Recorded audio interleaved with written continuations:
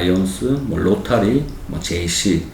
결국은 상대편이 감동을 해서 저한테 오면은, 그리고 수시로 이제 전화를 해서 애로사항이 있는지 없는지, 뭐 직원들에 대한 뭐 최대한 지원, 그런 부분, 그 다음에 급여 부분이라든지.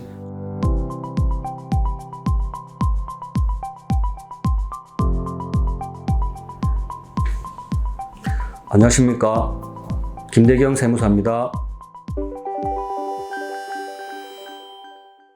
세무사님들 영업하는 방식이 뭐 여러 종류가 있습니다. 본인 상황에 맞게, 나이에 맞게, 뭐 출신에 맞게.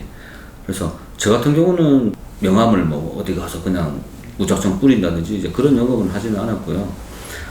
저는 일단 제 기본적인 영업 마인드는 기존 거래처한테 잘하자는 겁니다. 기존에 있는 거래처들한테 감동을 주면 결국은 이분들이 사업을 하시더라도 혼자 하시지는 않거든요.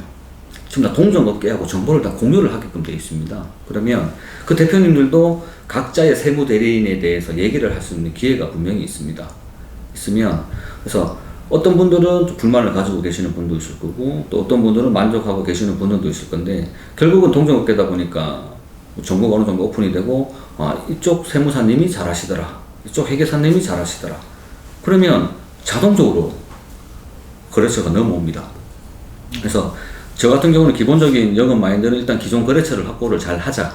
그러면 처음 했을 때는 다 거래처가 없으니까 어떻게 그럼 영업을 해야 되냐. 저 같은 경우는 뭐 이제 뭐 모임, 예를 들어 세무사님들이 많이 이제 들어가는 모임, 뭐 라이온스, 뭐 로타리, 뭐 JC, 뭐 그런 데보다는 저는 이제 BNI라는 그 조찬 모임에서 이제 활동을 하고 있고, 제 개인적으로 이제 뭐 독서 모임이라든지, 그 다음에 이제 사람을 일단 전공 분야가 아닌 내 취미생활이든 뭐 독서 모임이라든지, 또 뭐 예를 들어서 저는 또 캠핑을 개인적으로 좋아하니까 캠핑 모임이라든지, 그런 데 가서 일단은 제가 좋아하는 분야에 대해서 제 전공이 아닌 다른 분야에 제 모임을 해서 일단적으로 사람을 많이 만날 수 있는 자리를 많이 나갔습니다. 그럼 당연히 이제 급여 생활자가 아닌 개인 사업을 하시는 분들은 어떻게든 세무 대리인이 있어야 되는 부분이라서, 그분들하고 이제 뭐 전문적인 지식을 얘기하는 것보다 일단 인적 네트워크, 그러니까 뭐 개인적인 뭐 관심사라든지 해서 일단 친분 관계를 가지고 난 다음에 이제 그분들한테 이제 어떤 어려운, 세금적으로 어려운 일이 있다든지 그렇게 하면 이제 상담 같은 걸 해주면 자동적으로 이제 그분이 이제 저한테 오게끔 만드는 식으로 저는 영업을 했습니다.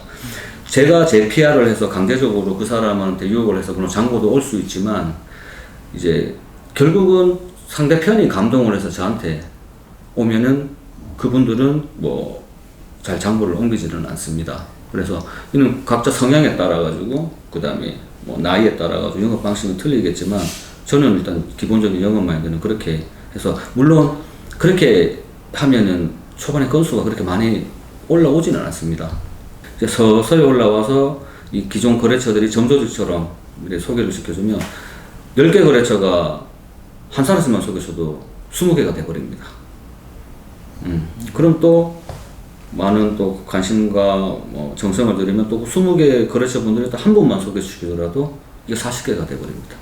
그래서 규모가 뭐 초반에는 낮지만 어느 정도의 이제 거래처만 확보가 되면 기하급수적으로 늘어나는 게 시간 문제입니다. 그래서 저는 딱히 영업은 하지는 않고 있습니다. 지금 현재는 하지는 않고 있고, 기존 거래처들 때 관리에 더 저는 더 신경을 쓰고 있습니다.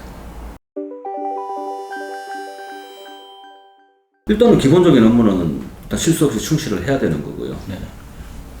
처음 사업을 하시는 분들은 전문가가 아니기 때문에 저희 입장에서는 기초적인 거지만 아직 기본적인 것도 모르시는 분들이 많습니다. 그래서 그분들에 대한 설명을 최대한 그분들 입장에서 상세하게 쉽게 설명을 해주는 거고요.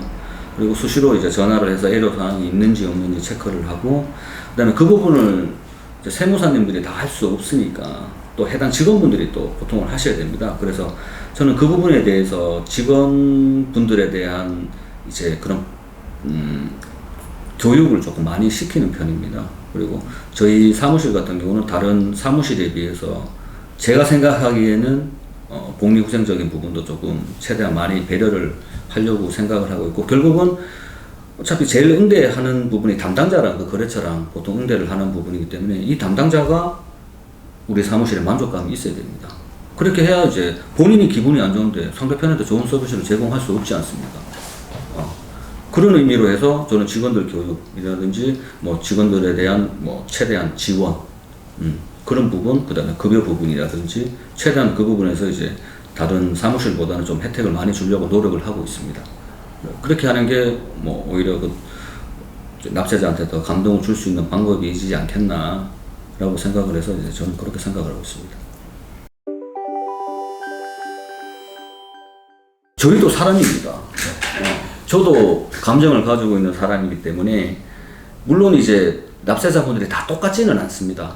그래서 저희 쪽에서 이제 뭐 응대를 하더라도 이제 많은 걸 저희가 요구하지는 않습니다. 뭐 자료 피드백이 바로바로 되고 이제 말씀이라도 수고 많으십니다. 고생 많으십니다.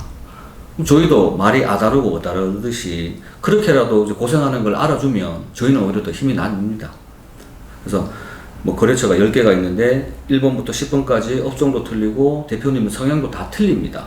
물론 또 업종별로 또 조금 이제 예민한 업종도 있을 수도 있고 또 이제 업종별로 약간 특성은 있지만 또 대표님마다 또 성격이 다 틀려요. 그런데 그래서 1번부터 10번까지는 최대한의 기본적인 업무는 당연히 해드리는데 저희도 사람인지라 그래도 조금 뭐 1번한테 신경이 더 간다, 2번한테 간다는 부분은 뭐 많은 게 아닙니다.